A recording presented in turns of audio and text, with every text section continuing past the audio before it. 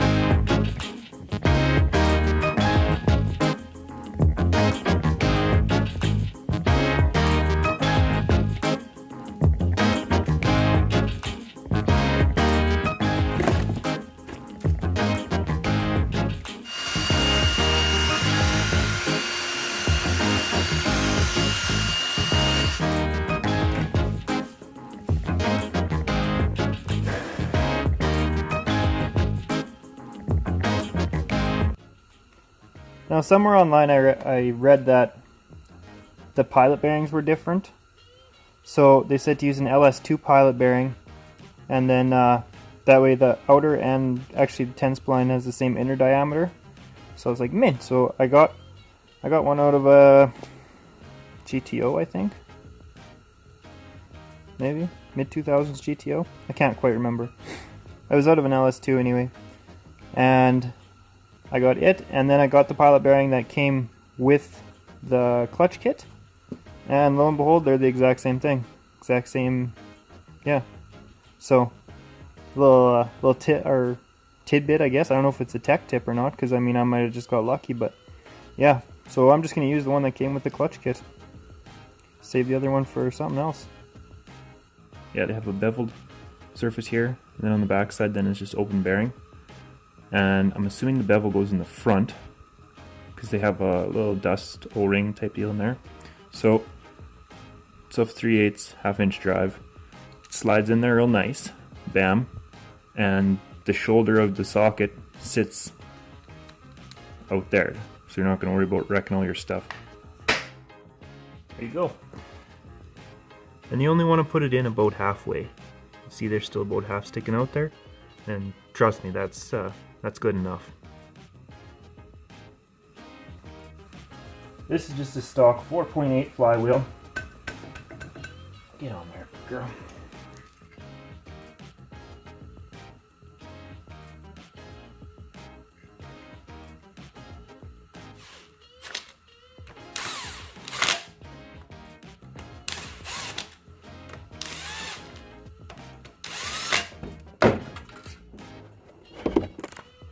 You want to set that to 74, 75 foot-pounds. Get yourself a pry bar to jam in here somewhere to aid with the holding and abetting.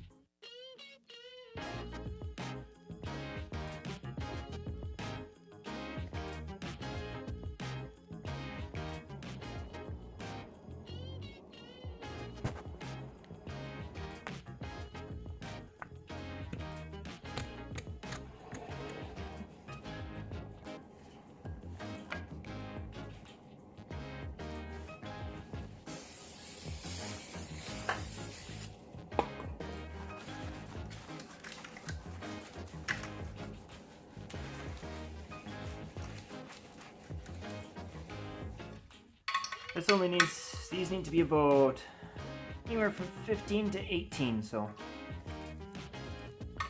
tight but not not Magnum PI.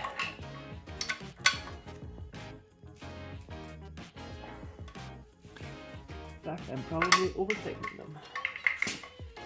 The trick is, see if I can get, oh yeah, it'll come out of there. We'll go back in.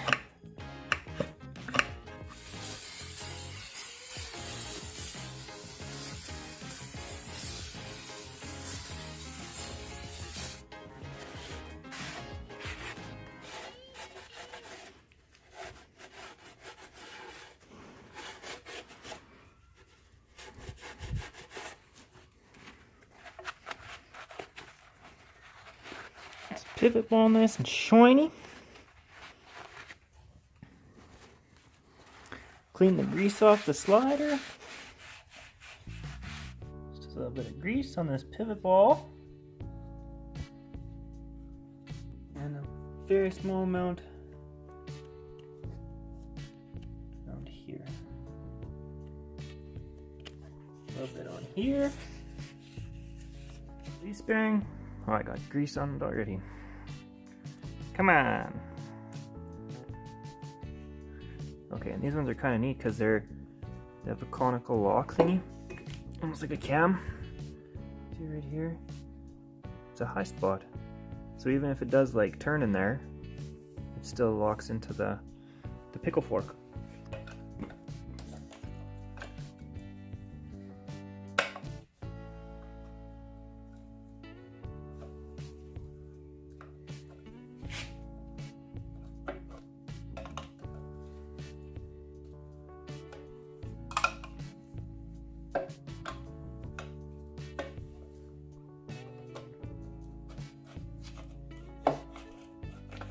Oh, okay, there we go.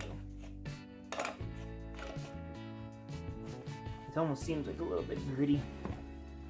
No buenos.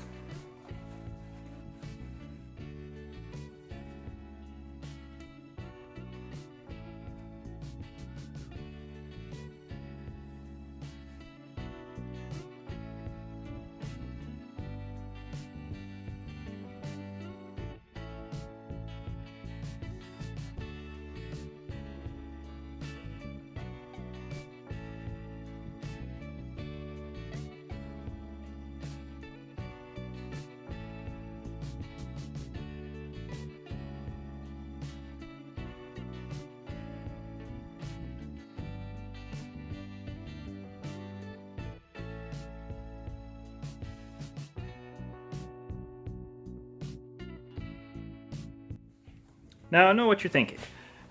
John, is it just that simple? If it's so simple, why doesn't everybody do it? Why is it a big thing on the interwebs? Like, oh, use this clutch and use this flywheel and it's too big and it's too small. I'll never hold. Honestly, I have no idea why it's such a big deal. Like,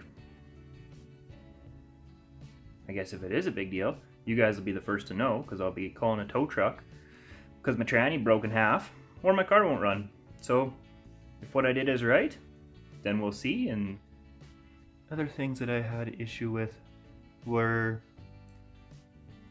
because it has a cable operated speedo.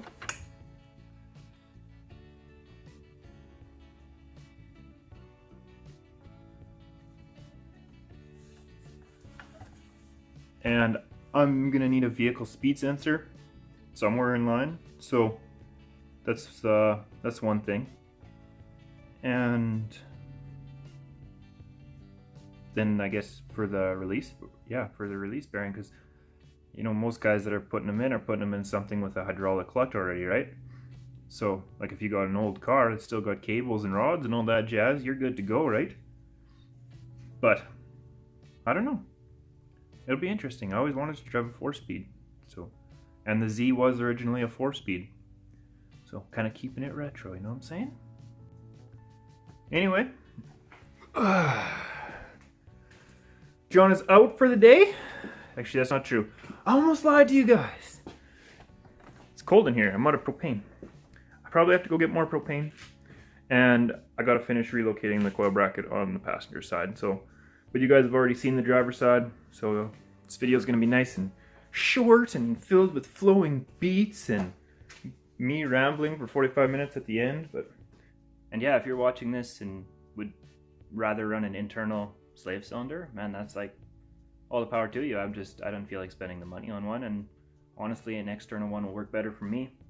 But if you do feel like running one, go check out Invincible Extremes Garage or something like that. I can't remember the exact name, but he has a Z with a little small block in it and a 4-speed.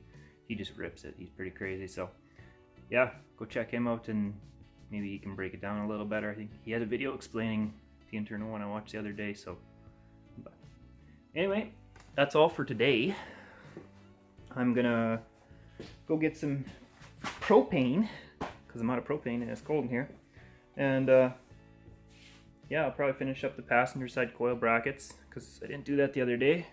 And you guys don't really need to see any more coil brackets because I mean, all I've been doing is welding and cutting and cutting and welding for like the past month. So, and painting apparently. I'm tired of all those things. I just want to drive. All right, John out. Peace.